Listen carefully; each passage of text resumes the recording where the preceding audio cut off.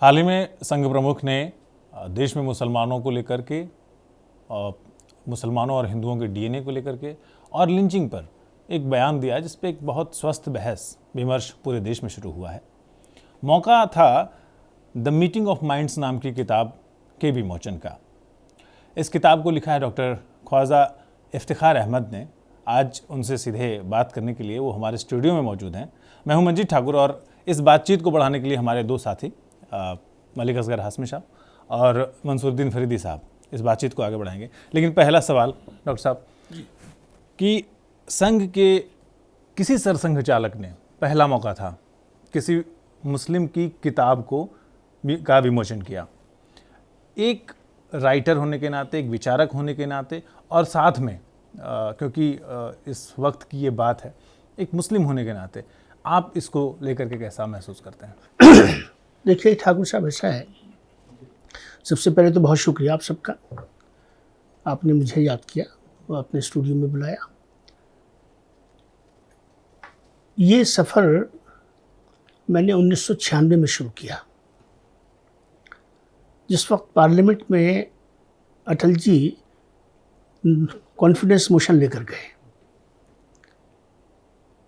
और उस मोशन में जो डिबेट हुई, उस डिबेट ने मुझे कंपेल किया कि मैं भाजपा के बारे में, संघ के बारे में सोचना शुरू करूं। ये सफ़र मेरा जब से शुरू हुआ। मैं शॉर्ट इसलिए कर रहा हूं क्योंकि आपके बहुत सारे सवाल होंगे। ये सफ़र चलते चलते 2012 में मैंने एक 100 पेज की पुस्तक लिखी और उसका नाम था संघ परिवार and Indian Muslims, A Muslim perspective, जिसमें एक आम मुसलमान जो गली मोहल्ले में कूचे में रहता है वो क्या सोचता है, जो वो सोचता है बिल्कुल उसको उसी की ज़ुबान में उसको डाला और एक बेस बनाई कि अब इस फ्रंट पे मुझे काम करना है। 2012 के बाद 2014 में भाजपा की सरकार बनी, मोदी जी सत्ता में आए और जब से वो सिलसिला चल रहा है। इन 4-5 सालों में मैंने बहुत अध्ययन किया, बड़ी गौर से मुताला किया, तज्ज़िया किया। जिस तरह से मुल्क में की सियासत चली उसमें मुख्तलिफ़ मराहिल आते गए, मुख्तलिफ़ मसाइल भी आते गए और बहुत कुछ हमें एक दूसरे को देखने का, समझने का और तज्ज़िया करने का, एनालिसिस का, ऑब्जर्वेशन का मौका मिला। ये पुस्तक इस फेज़ से गुज़रते हुए मुझे अब ये लगा कि अब शायद उतना मैंने पढ़ लिया है, समझ लिया है कि अब मैं इस पर कलम उठा सकता हूँ। चुनाचे मैंने ये सोचा नवंबर 2019 में, और उस वक्त बस मैं अपने कंप्यूटर में बैठ गया और यकीन थोड़ा मुश्किल होता है लेकिन सच्चाई यही है कि मुझे जब कोई बात समझ में आ जाती है तो फिर मेरा जो ये कंप्यूटर है ये बहुत तेज़ी से चलता है। ये जो चैप्टराइजेशन आपने देखा किताब का, इसमें सिर्फ 2 या 3 ऑर्डर चेंज किए हैं मैंने। ये as it is it came to my mind और हमने इसको लिखना शुरू किया और हमने सोचा ये कि बात को वहाँ से शुरू करें जहाँ से दिक्कत शुरू होती है। हमारी भारतीय राजनीति की जो दिक्कत है वो खिलाफत मूवमेंट से शुरू होती है। चुनाचे मैंने खिलाफत मूवमेंट से, फिर उसके बाद जो 1857 से 1920, 1920 से 2020 तक हमारे राष्ट्र में जो कुछ भी घटा उस सबको हमने विस्तार से उसको लिया और संघ और मुस्लिम समाज के बीच में जो बेसिक इश्यूज़ हैं उन सबको लिया और क्या उसके रास्ते हो सकते हैं उस रास्ते को देने की कोशिश करी। ये सब कितना विस्तार से दिया तो आपके सवाल का जो असल जवाब है वो ये है कि इसको मैंने फिर नवंबर 2020 में जब इसकी ये पुस्तक तैयार हो गई तो हमने इसकी जो डिजिटल कॉपी, इसको हम डमीज़ कहते हैं अपनी टेक्निकल ज़ुबान में, वो बनवाई कुछ कॉपियाँ और हमने एक कॉपी प्रधानमंत्री जी के यहाँ भेजी और एक कॉपी जो है सरसंघ चालक जी के यहाँ भेजी। और 15 दिन के बाद मुझे सरसंघ चालक जी की चिट्ठी आई और उन्होंने कहा कि मैंने आपकी जो पुस्तक है उसको सरसरी तौर पे देख लिया है और मैं इसका विमोचन करूँगा। इस तरह से ये बात विमोचन पे आई। अब जब विमोचन हुआ तो सबसे पहले सब लोगों के सामने यही सवाल है जो आपने मुझसे किया कि ऐसा क्या उसमें लिखा हुआ है कि आज तक जो कभी नहीं हुआ। 95 साल की आरएसएस की एक तारीख है, तो किसी किताब का विमोचन नहीं हुआ, फिर ये विमोचन भी हुआ और इस तरह विमोचन हुआ कि सवाल खड़ा होना स्वाभाविक है। उसका कारण और उसका जवाब सरसंघचालक जी ने खुद दिया। उन्होंने कहा कि ये जो तर्क के साथ जो सारी बात ऑथर ने रखी है, वो बात हमारी समझ में आई और हमने ये तय किया कि न सिर्फ हम इसका विमोचन करेंगे बल्कि हम इस सिलसिले को आगे लेकर चलेंगे। ये इसका बैकग्राउंड है। मेरे ख्याल में आपकी किताब एक तरह से पूरी मुकम्मल तौर पर तहकीक पर मबनी है, मतलब पूरी। आपकी बात बिल्कुल सही है हमारे मंसूरुद्दीन साहब, क्योंकि ये एक रिसर्च बेस्ड वर्क है। ये एकेडमिक भी है, ये सोशल भी है, ये सोसाइटल भी है, ये इमोशनल भी है, और मगर ये फ्यूचरिस्टिक है। ये किताब मेरे नज़रों से भी गुजरी है, हालांकि मैं पूरा पढ़ नहीं पाया, लगभग 400 पेज की किताब जी है। जी जी। तो मैं ये सोच रहा, मेरा पहला सवाल ये है कि जब ये किताब आई, इससे पहले आपने जो किताब लिखी थी संघ परिवार और मुसलमानों के बारे में, उससे शायद उतना अंदाज़ा आपके बारे में मुसलमानों को नहीं हो रहा होगा। जब आपकी ये किताब आई तब मुसलमान आपको कैसे ले रहे हैं, उनके बीच में कैसा रिएक्शन हुआ? देखिए, मेरी सोसाइटी में मेरी एक साख है, वो ही मेरी सबसे बड़ा अचीवमेंट है मेरा। और मेरी साख ये है कि मैं ढर्रे पे नहीं चलता, मैं ढर्रे का लफ्ज़ इस्तेमाल कर रहा हूँ, ठीक है। मैं स्टीरियोटाइप से ना इन्फ्लुएंस होता हूँ, ना उससे गवर्न होता हूँ। जो कुछ धरातल पे घट रहा होता है मैं उसको स्वीकार करता हूँ, और उसमें से जो अच्छा होता है उसको अपने अंदर ले लेता हूँ, और जो चैलेंज है उसको रिस्पॉन्ड करता हूँ, रिएक्ट नहीं करता। एक फंडामेंटल डिफरेंस होता है रिएक्शन में और रिस्पॉन्स में। कम्युनिटी मेरी रिएक्ट करती है, रिस्पॉन्ड नहीं करती। प्रॉब्लम यहाँ फंसी हुई है। रिएक्शन में जब जाते हैं आप और रिस्पॉन्स में नहीं आते तो मिसअंडरस्टैंडिंग्स पैदा होती हैं। डॉक्टर साहब, एक सवाल ये बनता है कि जब आप विमोचन का पत्र मिला कि हम सरसंघचालक ने कहा कि मैं आपकी किताब का जो है विमोचन करूंगा, वहाँ पर ये थोड़ा सा भी अंदाज़ा था कि डॉक्टर भागवत जो है आपके किताब के विमोचन के मंच पर जाकर के इतना स्पष्ट संदेश जो है मुसलमानों के लिए देंगे? अगर आपने मेरा जो मैंने वहाँ बोला, क्योंकि संबोधन का लफ्ज़ बड़े लोगों के लिए यूज़ होता है, मैं उसको यूज़ नहीं करता, वो वहाँ मैंने जो ख्यालात का इज़हार किया, अगर आपने मेरी तकरीर सुन ली होगी, नहीं सुनी तो आप सुनिए ज़रूर, कि मैंने अपना दिल भी खोला, दिमाग भी खोला। और पुस्तक पढ़ेंगे तो आपको वहाँ भी अंदाज़ा होगा, क्योंकि मैं डबल कैरेक्टर्स में और डुबियस कैरेक्टर में बिलीव नहीं करता हूँ। मैं घर के अंदर बच्चों से जो बात करता हूँ, गली महल्ले कूचे में भी वही करता हूँ, और लो इंटेलेक्चुअल्स के बीच में भी वही बात करता हूँ।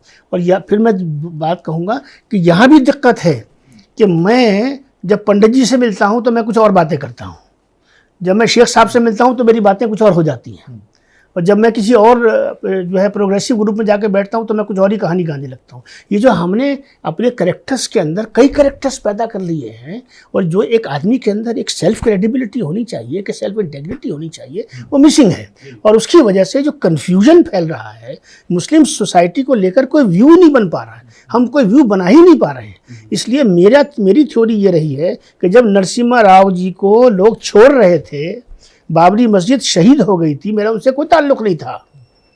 मैंने बाबरी मस्जिद की शहादत के बाद ये समझा कि अब ये वक्त है कि ख्वाजा साहब आप इसमें कूदो। मैं कूदा।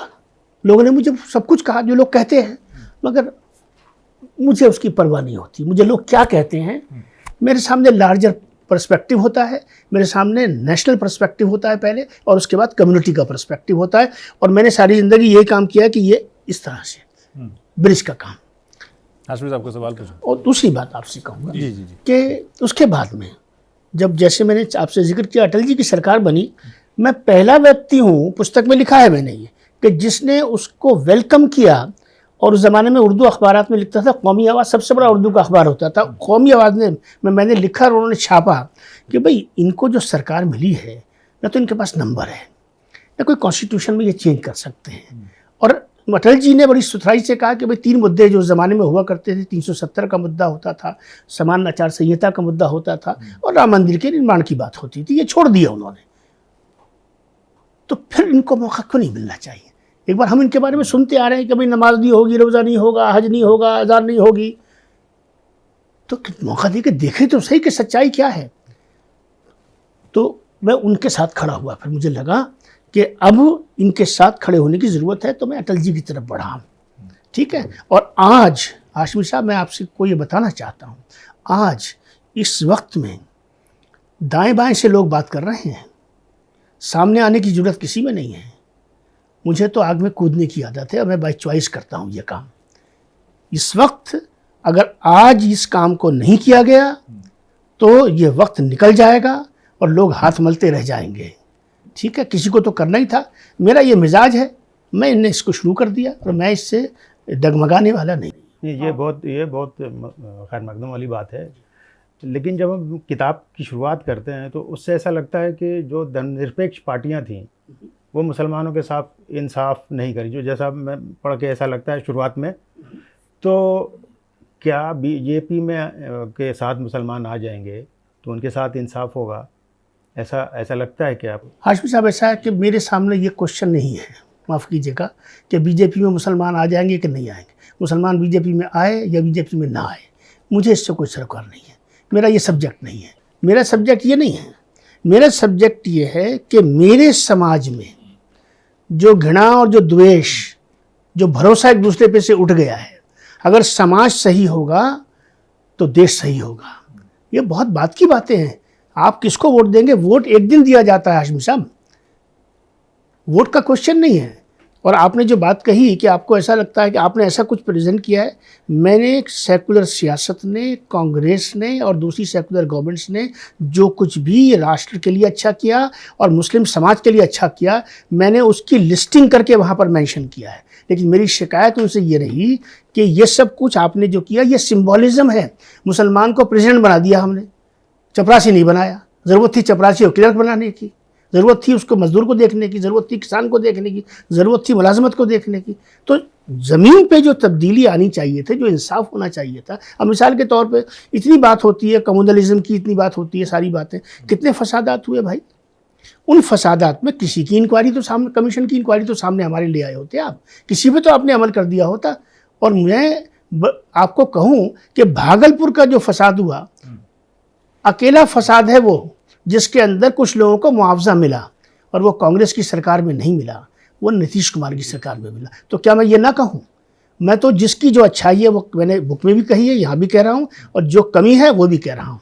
अगर कांग्रेस ने मुसलमानों के साथ में, अक़लियतों के साथ में नहीं, मैं मुसलमानों की बात कर रहा हूँ, अगर मुसलमानों के साथ में इंसाफ से काम लिया होता तो आज उसका ये असर नहीं होता। हम तो रीढ़ की हड्डी थे, हमने तो कभी नहीं छोड़ा, हमने कभी किसी मुसलमान को लीडर नहीं बनाया, हमने कभी किसी मुस्लिम सियासत को मौका नहीं दिया, ज़मीन नहीं दी हमने तो मेन स्ट्रीम की सियासत की। आज भी हम वही कर रहे हैं। बिहार में आपने देखा कि लोगों ने घुसने नहीं दिया किसी को।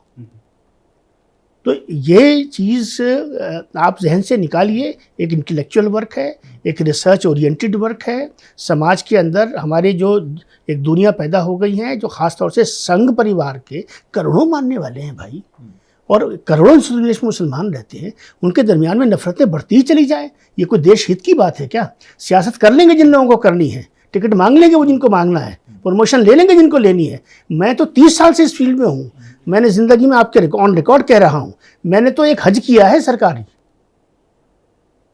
मैंने अपनी 30 साल ज़िंदगी में सरकार से कोई बेनिफिट नहीं लिया, कोई बेनिफिट नहीं लिया।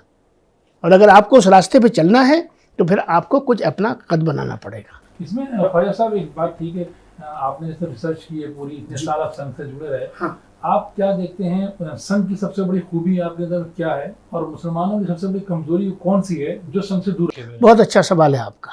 देखिए, संघ की सबसे बड़ी खूबी ये है कि संघ के जो छोटे कार्यकर्ता से लेके और बड़े से बड़े पदाधिकारी तक जो ह्यूमिलिटी है, जो कर्मठता है, जो कमिटमेंट है, उसका कोई मुकाबला नहीं है। हमारे माशरे में अफराद हैं, उनके कुछ असरात हैं, ना हमारे पास कोई तंजीम है, ना हमारे पास कोई जमात है। ये सच्चाई है हमारी। और मैं आपसे कहूँ कि हमें जमात की ज़रूरत नहीं है, सियासी जमात की। सियासी जमात बनाई मुसलमानों ने, उस जमात ने मुल्क को, मुसलमान को तकसीम तक वो ले गई, और उस तकसीम का जो खमियाजा है वो वहाँ वाले भी भुगत रहे हैं और सबसे ज़्यादा हम भुगत रहे हैं। तो इस सबसे बड़ी खूबी ये है कि एक ऑर्गेनाइजेशन में कैसे कमिटमेंट होता है, उसकी एक आइडियोलॉजी होती है, आप उससे एग्री करें डिसएग्री करें। हमारे यहाँ कहाँ है ये, हमारे यहाँ तो नहीं है। अब आपने जो बात दूसरा हिस्सा पूछा कि भाई मुसलमानों के हवाले से, देखिए अच्छी चीज़ अगर कही है, जिसको मैं उर्दू में अगर कहूँ, क्योंकि ऑडियंस सुन रही होगी, तंजीम साजी, इदारा साजी। अगर आप इससे महरूम हैं तो आपके यहाँ क़यादत कभी नहीं उभरेगी, और जब आपके यहाँ क़यादत नहीं उभरेगी तो फिर आपकी नुमाइंदगी नहीं होगी। एक सवाल उठता है कि मुसलमानों के साथ इतने पार्लियामेंट के मेंबर पिछले पहले थे, अब इतने कम रह गए, जब ज़्यादा थे तो क्या कर लिया उन्होंने? मुझे बताया कोई आदमी? मैं एक मिसाल देता हूँ आपको। हाशमी साहब, places of worship special provisions act 1991 अक्टूबर में, जब अयोध्या का किस्सा चल रहा था ठाकुर साहब, नरसिम्हा राव जी लाए, और वो कितना सिग्निफिकेंट था। जिस वक्त उस पर वोटिंग हुई तो तमाम मुस्लिम पार्लियामेंटेरियंस ने उसका वॉकआउट किया। इनकी दूरंदेशी देखिए आप। और आज सारे के सारे जो जितने बड़े पढ़े लिखे हमारे हैं माशाल्लाह, जीनियस इंटेलेक्चुअल्स, वो सब उसको गले में टांग के घूम रहे हैं कि साहब देखिए तो कानून बना हुआ है 15 अगस्त का, आप ये बात कैसे कर सकते हैं? अरे अल्लाह के बंदो, अगर तुम उसके साथ खड़े होते तो हमारी कमज़ोरी सबसे बड़ी ये है कि हम वक्त पर वहाँ नहीं खड़े होते जहाँ हमें खड़ा होना चाहिए, उसके साथ नहीं खड़े होते जहाँ हमें उससे खड़ा होना चाहिए, ताकि सामने वाले की हिम्मत बंधे, हौसला बंधे, वो एक फ़ैसले के बाद दूसरे फ़ैसले की तरफ बढ़े। आज भी यही सिचुएशन है कि आज सरसंघचालक जी ने जो बातें कही हैं, उन्हीं के लोग उन पर सवाल उठा रहे हैं। मैं इनसे रास्ते में बात कर रहा था अपने जो है मंसूरी साहब से कि भाई ये बयान जो है इसको सतही मत लो, ये देखो कौन बोल रहा है, ये सरसंघचालक जी बोल रहे हैं। उन करोड़ों लोगों की जो आस्था है ये उसके प्रतीक हैं, और अगर ये कोई बात कह रहे हैं तो इनकी हैसियत इनके संगठन में जो करोड़ों पर फैला हुआ है बाप की है, दादा की है।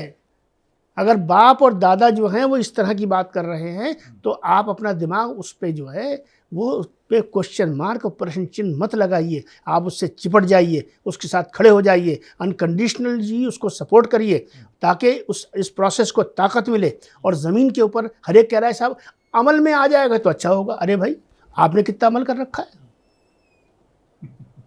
मुझे बताया कोई आदमी? ये जो शर्तें रखकर बात करने का मिजाज है, हम एक परिवार हैं, एक ख़ानदान, एक हमारी फैमिली है। फैमिली में रिश्ते शर्तों से नहीं बनते हैं, रिश्ता बन जाता है। मेरा हमेशा यकीन रहा है, मैंने किताबों में भी ये बात रखी है कि रिश्तों से जो निकल जाएगा वो संविधान की धाराओं से नहीं निकलेगा। एक सवाल मगर डॉक्टर साहब, मैं बीच में एक सवाल पूछना चाह रहा हूँ, बहुत देर से इंतज़ार कर रहा हूँ। जी जी आपने कहा ना ये इस शर्तों के साथ नहीं बात कर सकते, और सियासी एक एंगल जो है अभी तक मुसलमानों को लेकर के जो रिश्ता रहा है संघ के साथ, जब डॉक्टर मोहन भागवत ने कह दिया है तो एक वर्किंग मैकेनिज्म की ज़रूरत है। क्या मुसलमान और संघ किस वर्किंग मैकेनिज्म में अब आगे बढ़ सकते हैं? बहुत अच्छा सवाल है। देखिए थॉट आ गया, और एक्शन के लिए जॉइंट एक्शन की और जॉइंट अप्रोच की ज़रूरत है, जॉइंट स्ट्रेटजी की ज़रूरत है। मैं आपके इस चैनल के माध्यम से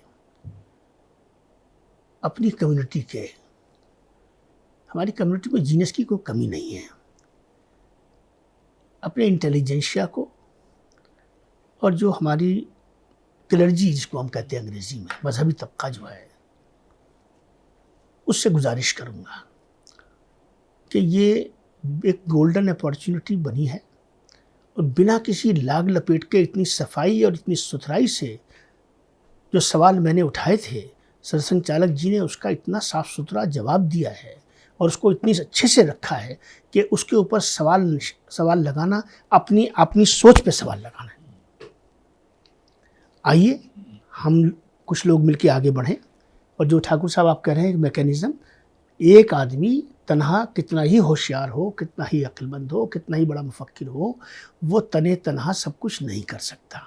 मैं किताब लिख सकता था, मैंने किताब लिखी। मैं उस अपनी बात को आगे ले जाने के लिए अपनी इंडिविजुअल कैपेसिटी में प्रयास कर सकता था, मैंने किया। वो प्रयास कामयाब हुआ, अल्लाह का शुक्र है। यहाँ तक वो चीज़ पहुँच गई, बहुत बड़ा अचीवमेंट मैं इसको मानता हूँ। ये अचीवमेंट मेरा नहीं है, ये राष्ट्र का अचीवमेंट है कि जो काम 95 वर्षों में नहीं हुआ, सरसंघ चालक जी ने कहा कि ये पहली इस तरह की पहल हो रही है। तो ये इसमें सबको जुड़ जाना चाहिए। यहीं पर इससे एक दूसरा लगता हुआ सवाल है कि जैसे मैकेनिज्म की बात कही, आपने कहा आगे आए, एक पुल की ज़रूरत होगी। बिल्कुल ज़रूरत वो होगी। पुल कहाँ, कुछ दिखता नहीं है कि किसके ज़रिए कौन आए, तो वो आप बता सकते हैं क्या कि देखिए हाँ, मैं बताता हूँ आपको। देखिए, मैंने अभी आपसे कहा कि हमारे यहाँ टैलेंट की, जीनियस की कोई कमी नहीं है। सिर्फ कमी ये है कि लोग घबराते हैं कि क्या कहेंगे साहब, संघ के साथ जाएंगे तो लोग क्या कहेंगे। अरे भाई, संघ इस देश की सबसे बड़ी सच्चाई है। संघ के भारत का आज कितना बड़ा वर्ग जो है वो संघ की आइडियोलॉजी में विश्वास नहीं करता, उसको प्रैक्टिस कर रहा है। आप इसको कब मानेंगे? पहली बात यह है कि इसको अंदर लीजिए, इसको एक्सेप्ट करिए, और दूसरी बात यह है कि एंगेज करने के लिए थोड़ी हिम्मत से और हौसले से काम कीजिए। जब तक आपके अंदर वो हौसला नहीं पैदा होगा, उस हौसले की हमारे यहाँ बड़ी कमी है। कुछ लोगों को अब ये काम कर लेना चाहिए। इसको मैंने बुनियाद फराहम कर दी है, और इसमें अब आग नहीं है, इसमें ठंडक है। सरसंघ चालक जी ने जो कुछ कह दिया है, इससे ज़्यादा बढ़कर कुछ कहा नहीं जा सकता। और उन्होंने किसी के डिमांड पे नहीं कहा है, उन्होंने ये कहा है कि ये संघ की विचारधारा यही है, 95 साल से हमारी यही विचारधारा है। बस आज के दौर में उसकी जो शैली रही, उस बात को रखने का जो तरीक़ा रहा, उसकी जो शब्दावली रही, उसका जो मजमून रहा, वो ऐसा है कि जो मुझे और आपको समझ आ रहा है। बेशक, जैसे आपने कहा कि मुसलमानों की कोई क़यादत नहीं है, जैसे हम लोग एक लीडर के नीचे एक क़यादत नहीं है, हमारा एक कायद कोई नहीं है, हमने सबको वोट दिए। सवाल ये पैदा होता है कि जब आरएसएस की या बीजेपी की किसी चीज़ की बात आती है, ऐसी ताकत की, वो कौन लोग हैं जो मुसलमानों को उनसे मिलने से या करीब आने से रोकते हैं? वो सोच कौन सी है, और जिसको मुसलमान फॉलो कर रहा है? और दूसरी चीज़ ये कि ये जो दूरी है, ये नफ़रत की बुनियाद पर बनाई जाती है या डर के या शक के? डर को भी ले लेते हैं, शक को भी ले लेते हैं। पहला क्या हिस्सा था आपने पूछा था? हमने पूछा था कि मुसलमानों की क़यादत नहीं है। क़यादत नहीं है, तो उसके बावजूद मुसलमान को कौन रोकता है? कौन रोकता है? देखिए, हमारे यहाँ इंडिपेंडेंट थिंकिंग नहीं है। हमारे यहाँ एस्केपिज्म है, भगोड़ापन है।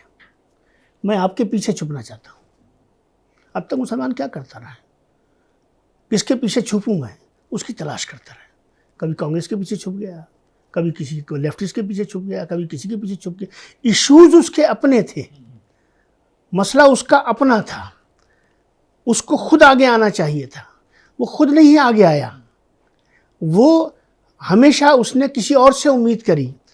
और झगड़ा किससे था भाई? संघ के साथ में, संघ की आइडियोलॉजी के साथ में, भारतीय जनता पार्टी के साथ में, भाजपा के मुद्दों के साथ में, उसकी विचारधारा के साथ में हिंदुस्तान के मुसलमान के घोर इख्तिलाफात रहे हैं। इसको कौन इनकार करेगा? तो मेरा इख्तिलाफ तो हाशमी साहब आपसे है, और मैं बात ठाकुर साहब से कर रहा हूँ।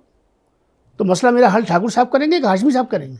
तो मैंने हाशमी साहब से कभी बात ही नहीं करी, इतना वक्त निकाल दिया मैंने। ये कमी की बात है। जो डर की और शक की बात आप कर रहे हैं, डर बिठा दिया गया। आम आदमी तो देखता है कि मेरे बड़े क्या कह रहे हैं, जो बड़े कह रहे होते हैं उसके हिसाब से वो चल पड़ता है बेचारा। हमारा आदमी से तो आप ये उम्मीद नहीं करेंगे ना कि वो कोई इंटेलिजेंशिया का लेवल का आदमी होगा। वो तो आम आदमी है बेचारा, रोजी रोटी में लगा हुआ है। तो डर था नहीं, डर बिठा दिया गया, और वो डर को इतना अंदर तक पहुंचा दिया गया कि वो उसके अंदर इस बात को सुनने का मादा ही ख़त्म हो गया।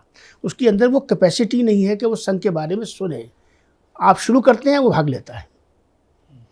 तो जिन लोगों ने डर को बिठाया, जिन लोगों ने शक को बिठाया, उन लोगों को ही अब ये सोचना होगा कि तुमने ये बीमारी पैदा की है, इसका इलाज भी तुम्हारे पास है, लिहाजा अब हिम्मत करो, हौसला करो, और अगर वाकई अपने आप को इंटेलिजेंशिया कहते हो तो इंटेलिजेंशिया की पहली शर्त ये होती है कि you have to be flexible and you have to be adaptable, you have to be open minded. तो ये मेरे ख्याल में पार्टीशन के बाद ये सोच नहीं थी, मेरे ख्याल में जो पुरानी दिल्ली के इलाके से जनसंघ के उम्मीदवार जीते थे, इमदाद साबरी जीते जी, अकरम कादरी जीते। तो ये 70 सालों में ऐसा क्या हुआ कि मुसलमान जब जनसंघ को वोट देता था वो इतना फासले पे क्यों चला गया? इन 70 सालों में क्या हुआ? देखिए 1977 में जो इनकलाब हमारे देश में आया था, उस वक्त वो एक ग्रीन सोशल रेवोल्यूशन था हमारे यहाँ। जामा मस्जिद की सीढ़ियों पे अटल जी और अडवाणी जी थे और साथ में खड़े हुए थे इमाम अब्दुल्ला बुखारी। वो एक ऐसा रेवोल्यूशन था, उस रेवोल्यूशन को हम थाम नहीं पाए, और उसमें मैं चौधरी चरण सिंह को दोषी मानता हूँ, जिन्होंने कहा कि डुअल मेंबरशिप। अरे भाई, जब जनता पार्टी बनी थी, जब आपको दिखाई नहीं दे रहा था डुअल है कि ये ट्रिपल है? जो चीज़ नहीं मुद्दा थी ही नहीं, आपने उसको मुद्दा बनाया इसलिए कि आपको प्रधानमंत्री नहीं बनाया गया। एक बड़ा भारी नुकसान हमारा हुआ। उसके बाद आप ये देखें कि फिर जो सियासत चली उसमें आ गई अयोध्या। सन 86 आ गया, और सन 86 से जिस तरह से अयोध्या के मुद्दे को मैंने बड़ी तफसील से बुक में लिखा है, जिस तरह से कांग्रेस ने और सेकुलर पार्टीज़ ने हैंडल किया, और उससे कहीं ज़्यादा शिकायत मुझे अपने लोगों से है, उन लोगों से जो इसको डील कर रहे थे, कि वो दीवार पे क्या लिखा हुआ है वो पढ़ नहीं पाए। मैंने ये सवाल किताब में भी उठाया है और आपके ज़रिए भी उठाता हूँ, क्योंकि आपके सवाल का कहीं जवाब इसके अंदर है कि अगर हिंदुस्तान का मुसलमान और मेरी शरीयत ये कहती थी या कहती है कि, मैं ये ज़ुबान में इसलिए इस्तेमाल कर रहा हूँ कि उलमा को भी पहुँचेगी और आम मुसलमान को भी पहुँचेगी, कि तहतस सरा से, यानी ज़मीन के आखिरी छोर से अर्शे मौला तक, ऊपर की इंतहाई हैसियत जगह तक, जिस जगह पे मस्जिद है उसके बारे में आपका ये है कहना है कि मस्जिद है, मस्जिद थी, मस्जिद रहेगी, टच से मस नहीं हो सकती। यही तो पोजीशन, ये हनफी स्कूल ऑफ थॉट की पोजीशन है, ये शाफई स्कूल ऑफ थॉट की और हम्बली स्कूल ऑफ थॉट की पोजीशन नहीं है। सऊदी अरबिया में शाफई स्कूल ऑफ थॉट है, वहाँ पे मस्जिदें हटाई गई एक जगह से दूसरी जगह पर। एनीवे, एक अलग इशू है। हमने अगर ये एक्सेप्ट करना था जो अब हुआ, अयोध्या में बाबरी मस्जिद के असल मुकाम से 30 किलोमीटर दूर एक मज़ार शरीफ के पास में आपको एक खेत की जगह दी गई है, तो मुसलमान तो कहीं भी ज़मीन खरीद के मस्जिद बना सकता है। अगर इतनी लचक पॉसिबल थी तो फिर इलाहाबाद हाई कोर्ट का कोई फैसला तब्दील नहीं कर लिया। और मैं आपसे कहूँ, जब राजीव गांधी ने शिलान्यास किया तो शिलान्यास में मस्जिद छोड़ी ठाकुर साहब, चबूतरा छोड़ा, और 300 मीटर दूर पर शिलान्यास हुआ था और विश्व हिंदू परिषद ने उसको स्वीकार किया था। आपने क्या कहा? वक़्फ़ की ज़मीन है, वक़्फ़ की ज़मीन है, कैसे दे दी जाएगी? वक़्फ़ की ज़मीन के वक़्फ़ का फ़ाइल रोज़ बेचते हैं आप, कब्रें बेचते हैं, मस्जिदों के औने कोने बेचते हैं आप, मज़ारात के आसपास के इलाके बेचते हैं आप, वहाँ आपको शरीयत नहीं दिखाई देती। कब्रों पे आप जो है धंधे कारोबार करते हैं आप, तब आपको दिखाई नहीं देता कुछ भी। यहाँ पे आप इतने टस से मस, और जो सैकड़ों मस्जिदें जिनका तकद्दुस पामाल हो रहा है, कि जिसके अंदर लोग खुराफात कर रहे हैं, तो मस्जिद तो अल्लाह का घर तो एक थोड़ी है, हर घर अल्लाह का घर है।